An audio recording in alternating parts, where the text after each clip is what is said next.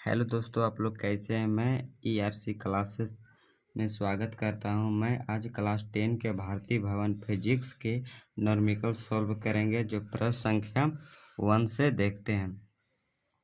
देखिए, मैंने यहाँ तक दर्शा दिए हैं। ये बराबर पहले क्वेश्चन पढ़ लेते हैं। एक अवतल दर्पण की फोकस दूरी 20 सेंटीमीटर है। एक वस्तु दर्पण के ध्रुव से 30 सेंटीमीटर दूरी पर रखी गई है, तो प्रतिबिंब कहाँ बनेगा। तो सबसे पहले मैंने F बराबर मान लिया -20 सेंटीमीटर।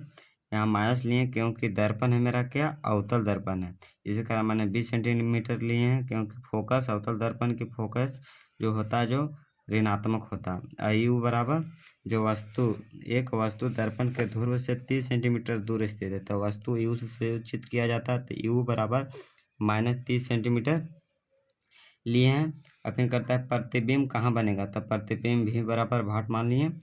अब देखिए, अब दर्पण सूत्र लगाते हैं। दर्पण सूत्र से यहाँ दर्शा दिए हैं यहाँ तक 1/F बराबर 1/V प्लस 1/U।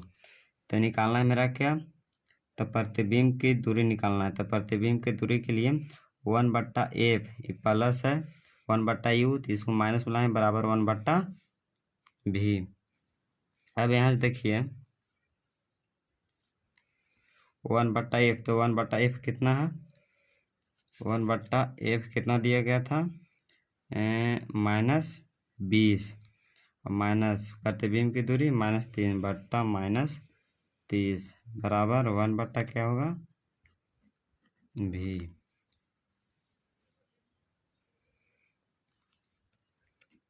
अब यहाँ से 1/-20 फिर माइनस माइनस प्लस 1/30 बराबर 1/V। और 1/-20 और 30 का एलसीएम लेंगे तो 60 हो जाता है।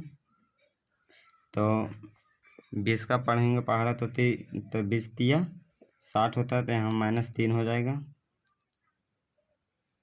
प्लस के प्लस 3 दूना 60, तो यहाँ 2 हो जाएगा बराबर 1/V।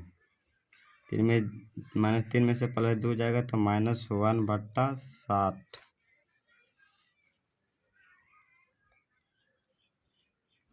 बराबर 1/V। अब तिरछा तिरछी गुना होगा, तो -V बराबर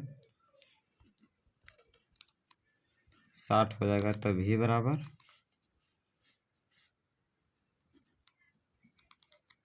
-60। तो मेरा निकल गया प्रतिबिंब की दूरी। तो अवतल दर्पण में लिख देंगे यहाँ से प्रतिबिंब की दूरी बराबर 60 सेंटीमीटर लिखेंगे, क्योंकि माइनस था, माइनस के माइनस नहीं होगा, क्योंकि दर्पण था अवतल, इसके कारण माइनस में आया था। बल्कि यहाँ प्रतिबिंब की दूरी हमेशा धनात्मक होता है, लिखा जाता है, तो 60 सेंटीमीटर।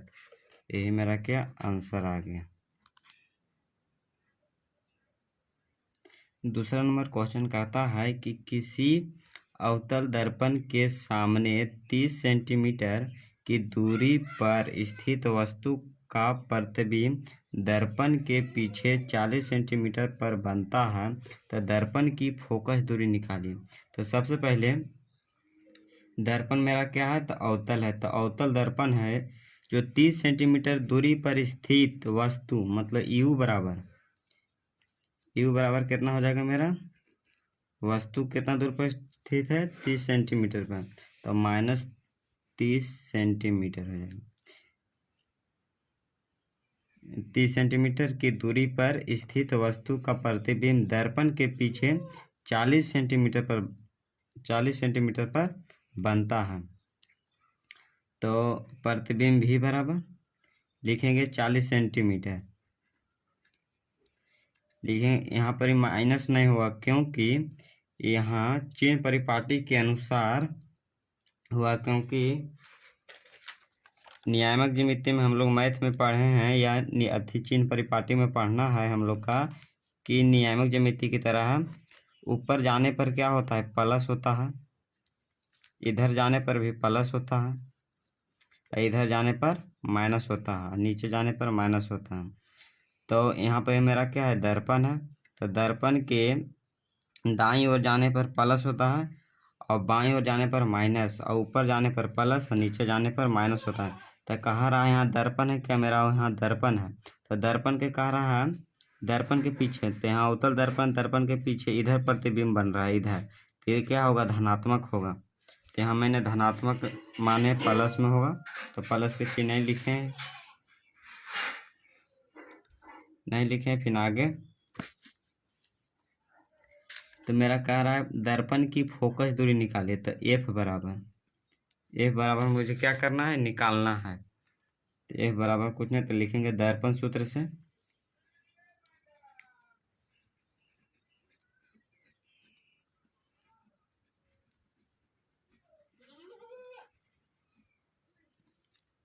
वन बट्टा एफ बराबर 1/v प्लस 1/u।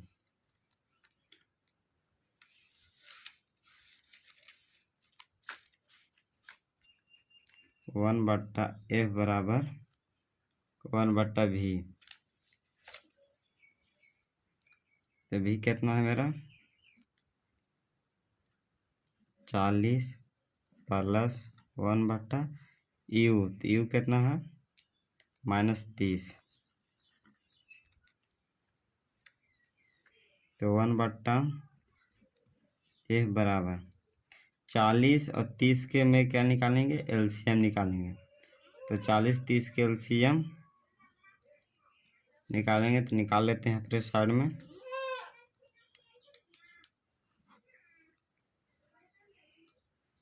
15 20 दूनी 40, 15 दूनी 30, और यहाँ 5 बार में लगा 20, 5 तिया 15।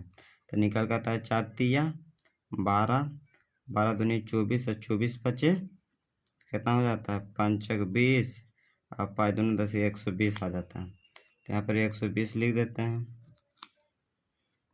अब 40 के बार में तो 3 बार में, तो 3 के 3 होगा, ये प्लस माइनस माइनस। फिर 30 का पढ़ेंगे तो कै बार में, तो 4 बार में, तो 4 हो जाएगा। तो 1/f बराबर 4 में 3 जाएगा तो -1/120। तो तिरछा तिरछे गुना होगा, तो -f बराबर 120। तो f बराबर 120 इतना सेंटीमीटर। एक क्वेश्चन कह रहा था कि फोकस, कह रहा था कि दर्पण की फोकस दूरी निकालिए। तो आगे मेरा कितना 120 सेंटीमीटर, ये मेरा क्या आया आंसर।